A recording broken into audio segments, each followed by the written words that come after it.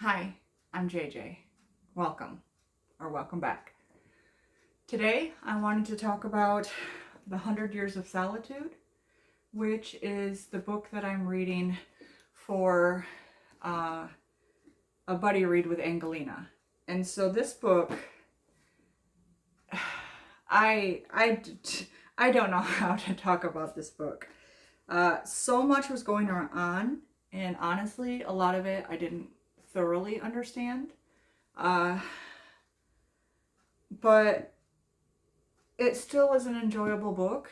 I'm still really glad I read it. And the parts that I understood, or the way that I understand it, I really enjoy. So I want to talk about this. This story talks about around 100 years of family history for this one family. And it's complicated because so many of the members in the family, and at the beginning of the book it says, like, just it's supposed to help. It doesn't really, but it talks about how so many of them are all have the same name, and you don't really always know which one they're talking about until they talk about uh, kind of like the woman that they're married to or going to be with, because all the boy names are all the same. And so, speaking of that first, I feel like the fact that it was not linear and that it kept going from time period to time period, from person to person, shows that time is circular.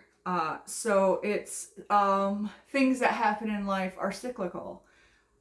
Our memories, sometimes you can get lost in a memory, and especially when you're older and you're talking about the past and you're reliving it as it's today, like all these different things about time, about memory, about family. Like, I feel like he was talking in a way that it didn't matter which person you were following.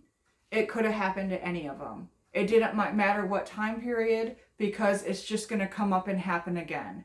And it also goes to show that the sins of the father are repeated upon his children. It also goes to show how trauma is passed, and you have this generational trauma. And so having the same name is just a reminder of that things are just going to keep repeating itself. History repeats and repeats and repeats until you fix it, until you stop and see what's wrong and try to fix it. But their life was also, because there is incest in here, there is underage relationships in here. It's hard stuff to read, but I think that also was part of the point, is when you have this shame that nobody wants to talk about, how can you change that intergenerational trauma? How can you keep from repeating the mistakes of the past when nobody wants to talk about those mistakes of the past? When there's so much shame and guilt, that's hiding that trauma, that's stopping that healing from happening, and how that leads to mistake after mistake being the same. It leads to many of the family members either dying horribly or going crazy, and you can see how that does affect families, how that shame and that hiding and that not understanding the bigger picture, the outside world, by trying to hide it, by secluding yourself. And yes, this deals with colonization, and this deals with imperialism, and this deals with like basically government corruption, and it deals with war and so much. But if you're stuck in isolation as well, you can't change. if you're stuck in a bubble, trying to keep the outside world out, trying to maintain your family line and your culture, to the point of detriment to that family and culture, it's no better than all that horrible stuff that's happening around them. Both are bad. There has to be some kind of uh, uh, a middle ground. Yes, we do not want there to be war. Yes, we do not want there to be colonization and all the stuff that comes with it, all the evils. But by keeping the family so isolated that incest happens repeatedly for generations, and then nobody talks about it, and then you have this magic realism where eventually they come out with a pigtail or whatever, then how do you hide it? How do you hide and keep sweeping those secrets and that trauma under the rug? You cannot blame the outside forces when it's only you committing those acts over and over. So I don't know exactly what he meant in that aspect, but how I took it is very similar to how, if you don't talk about who their fathers are, if they don't know their ancestry, because there was so much shame behind it, it's very similar to the slave trade, and how you're taking them from a nation, put them in another nation, where they now have cut off all that ancestrage, all those memories, and this vibrancy of their community and their past, because they're living in this new shame of not knowing who they are, not knowing where they came from, and then living in this continued trauma. How is that not similar? And I feel like knowing who you are and knowing where you came from and understanding that ancestry would have healed them, would have got them out of this bubble that they were in, and been able to wipe that shame off, wipe that off. And really, why were they hiding so much shame if it was only from each other, and if they were all doing it? Then what were they shameful of? Were they shameful because they knew it had been done to them and they didn't like it? Or were they shameful of how people were going to come in and from the outside world and judge them for it? Because both of those things need to be addressed and need to be understood. If you're basing your society and changing and hiding things because you're scared of how it might look to the outside world, then you already altered your culture. You're not even needing to blame the outside world for coming in and altering it. You altered it by what you thought their perception of you would be. If you're doing it, the same things repeated for generation, not understanding why and still doing it, but then feeling some sort of shame about it, then maybe the culture that you're continuously trying to keep and to save is not one worth saving, if there's all this trauma and shame attached to it. Just because it was always done, it doesn't mean that it has to be continued to be done that way.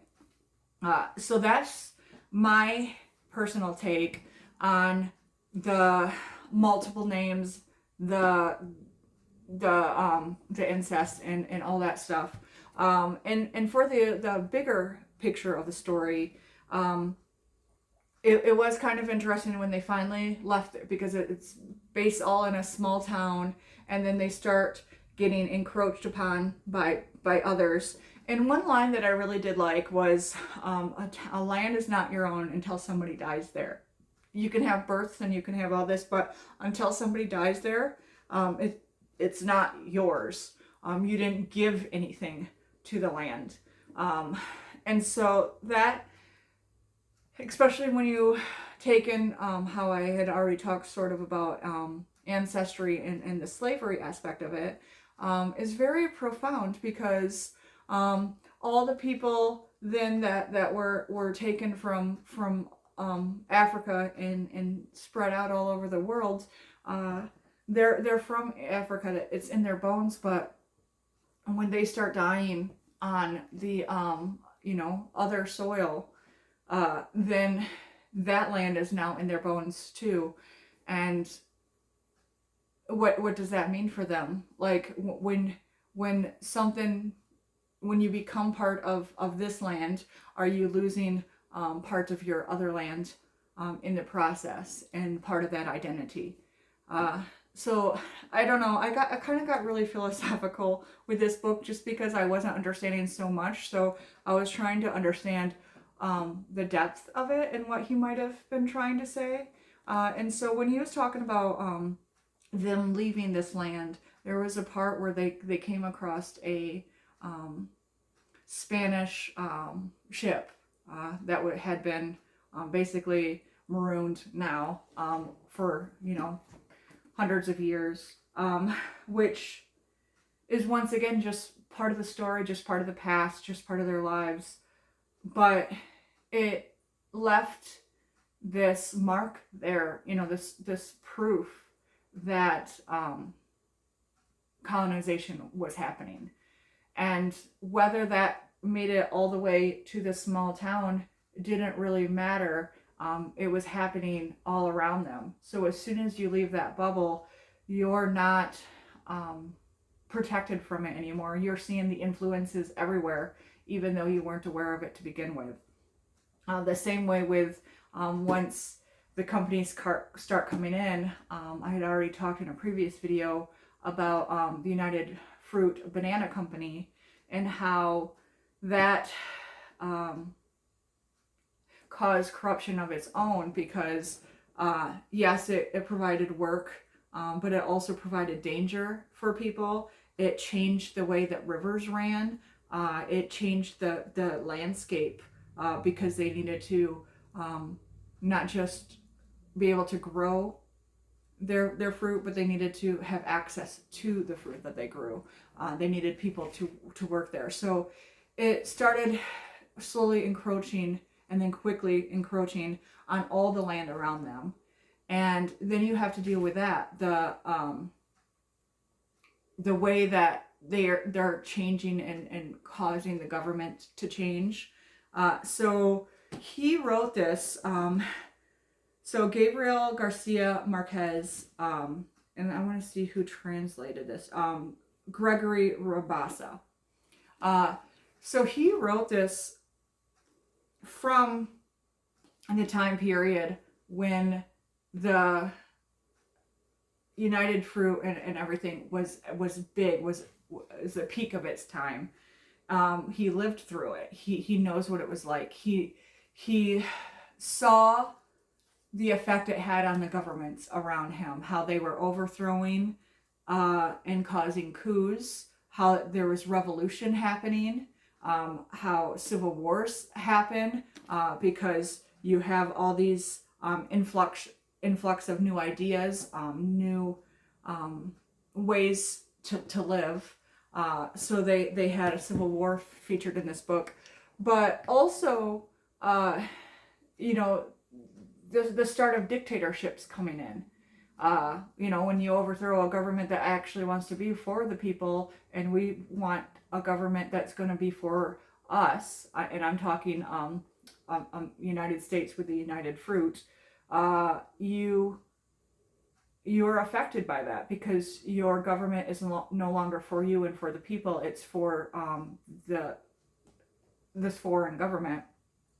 And so you can see how that would affect his way in wanting to create a town unaffected by all this that's going around him.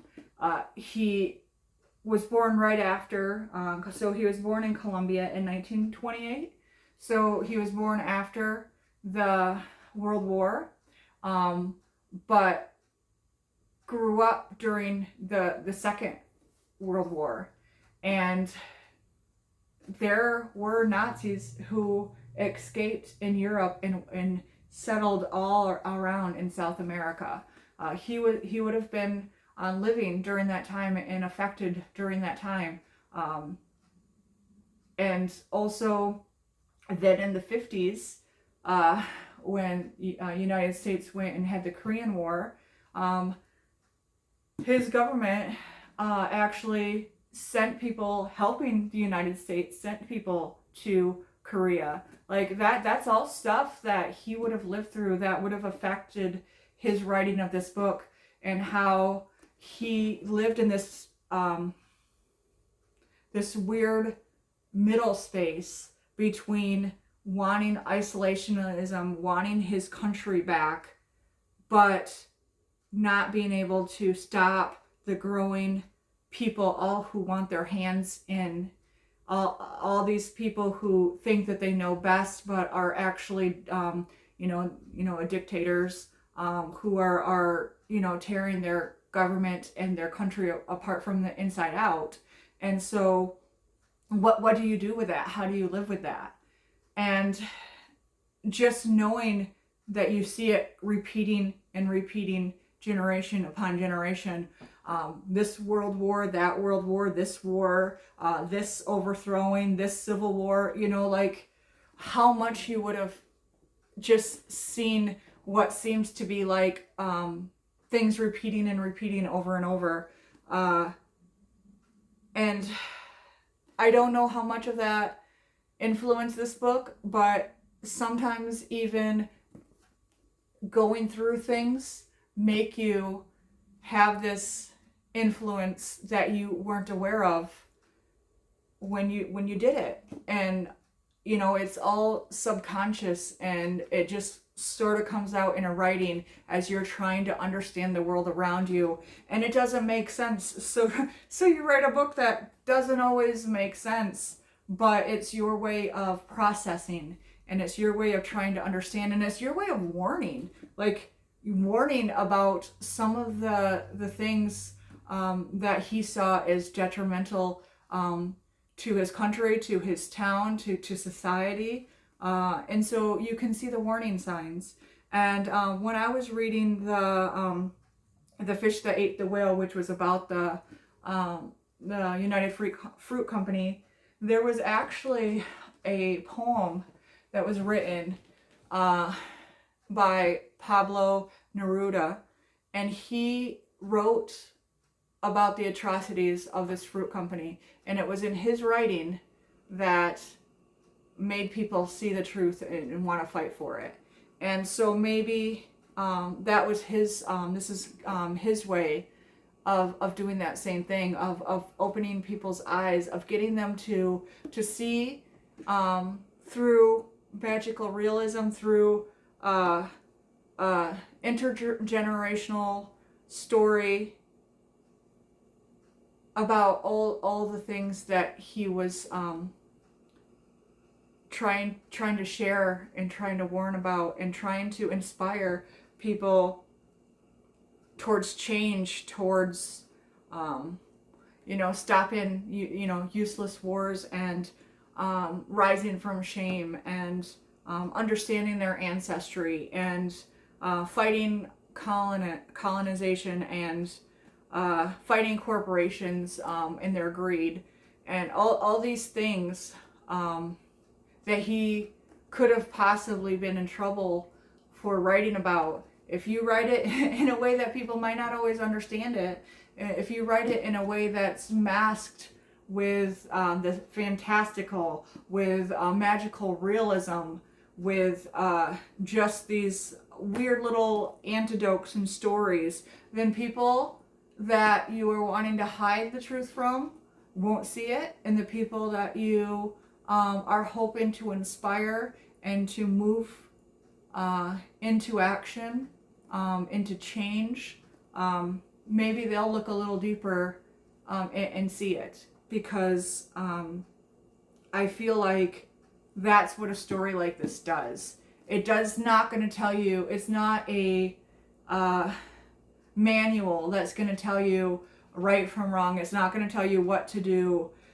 Instead, it's going to show you in not a regular mirror, but one of those funhouse distorted mirrors. What you need to stop from happening, what your world looks like, how grotesque and how altered it looks from the inside out, so that you can fix it from the inside out. And I could be talking nonsense, but actually talking nonsense would be the perfect way of summarizing this book, so I feel like I'm on the right page. But it's really hard to just read this book and then be done with it and not think about it. So I read it, and I've been thinking about it for a couple of weeks, and so maybe my thoughts are different than what was actually intended, but I think that's what art is anyway. Once it's out of the artist's hands, whatever their intention is changed now. Their context, their lived experiences, we all experience it differently. So I'm reading my own thoughts into it, but if I'm reading my own thoughts, if I'm interpreting it a certain way, that says more about me than it says about the book. But it also says about the book that it was powerful enough to get me to think beyond just ending the book and starting a new one and being over with it. And so I feel like I would get more out of this, out of a second read, or a third. I don't have any intentions to read it again anytime soon. I want to sit and try to understand it. I hope Angelina's story gives me different insights. I hope that you guys respond if you've read this, and give me your own thoughts and insights, because I think the more that we take into our own understanding of this story, is what he wanted when he wrote it. He made it so just random and rough and not easy, because he wanted us to do the work. And whether it was the inner work or the talking amongst ourselves and trying to parse through what he was trying to teach us, I think there's a lot here. So I would really love to hear what your thoughts and your feelings are. If you understood this book way differently than me, if you understood actually what was going on in this book more than me, either way, I would love to hear your thoughts. I hope that my rambling made at least a little sense, but I've been trying to figure out in words how I was going to explain this book, but I really, that's the best I have right now. So anyway, 100 Years of Solitude. Thank you.